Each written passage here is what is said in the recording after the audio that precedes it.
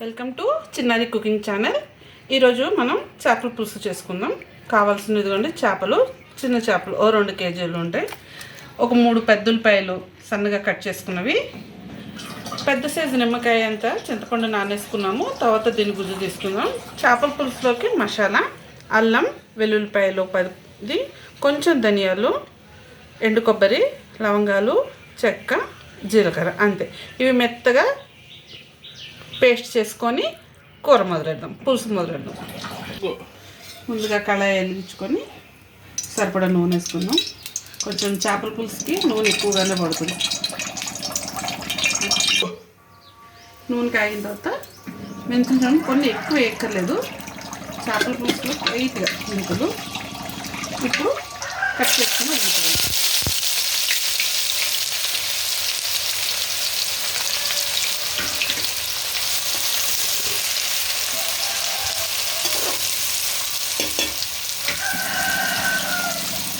కొంచెం ఉప్పు వేద్దాం తొందరగా మగ్గడానికి.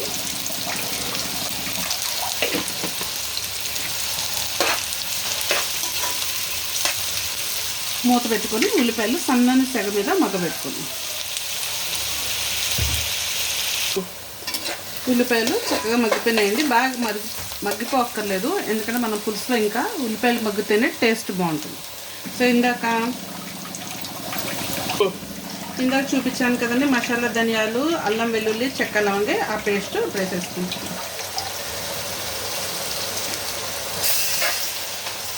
ఇప్పుడు దీన్ని నూనెలో చక్కగా మగ్గేదాకా వేయించుకుందాం మసాలా మొత్తాన్ని. చూడండి చక్కగా మసాలా కూడా వేగిపోయింది, నూనె కూడా తేలింది. పచ్చివాసనపై వేగిపోయిన తర్వాత ఇప్పుడు దీంట్లో కూరకి సరిపడా పసుపు,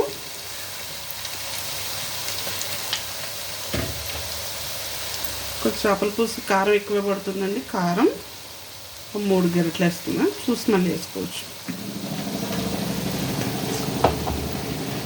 అలాగే ఉప్పు వేసి బాగా కలుపుకోవాలి. కొంచెం పచ్చివాసన, కారము పసుపు పచ్చివాసన పోయాక ఇందాక నిమ్మకాయ సైజ్ అంత చింతపండు నానేసుకున్నాం కదండి, ఆ పులుసు తీసుకొని పులుసు వేసుకోవాలి. పచ్చివాసన పోయిందండి పసుపులో కారంలో. ఇప్పుడు తీసి పెట్టుకున్న చింతపండు పులుసు వేసుకోవాలి.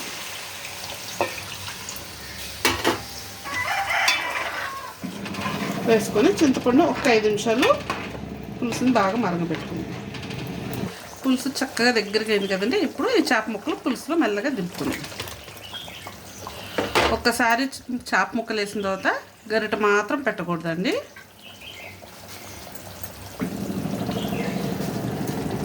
మొత్తం ముక్కలు ఇలా అనుకొని మూత పెట్టుకొని 10 నిమిషాలు ఈ పులుసులో మగ్గిస్తే చేపల పులుసు రెడీ అవుతుంది. చేపల పులుసు చక్కగా దగ్గర పడుతుందండి. ఈ టైంలో కొంచెం పచ్చిమిర్చి, అలాగే కొంచెం కడిగి పెట్టుకుని కరివేపాకు వేసుకొని ఒకసారి మళ్ళీ మొత్తం కదిలిద్దాము అడగంటకుండా.